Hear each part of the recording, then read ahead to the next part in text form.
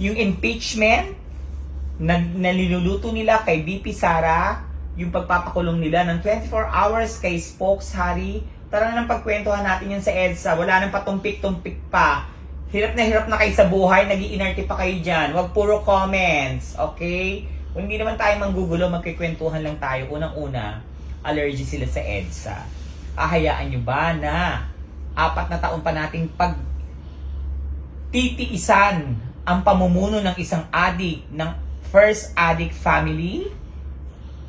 Carry nyo pa. Ay, kung carry nyo pa, ako naman, carry ko rin naman magtiis. Pero kasi kami, lumalaban kami para sa inyo. Diba? Alam ko namang gising na yung mga utak nyo, pero huwag kayo matakot, Diyos ko. Ibabalik na naman ba natin yung pagiging diktador ng ama niya na hindi tayo makagalaw, hindi tayo makapagsalita, hindi tayo makapag-open ng business. Yung mga bar na yan, isasara na yan ng mga alas 7 ng gabi. Chururut. At sinong gusto nyo mamuno? Si Tamba? Ha?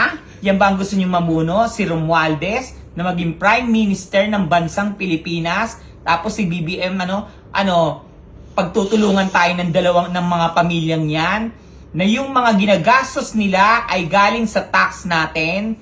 Okay ba sa inyo yan? Okay ba na nakawang kayo sa PhilHealth? Okay ba yan na lokohin kayo sa mga flood projects na yan?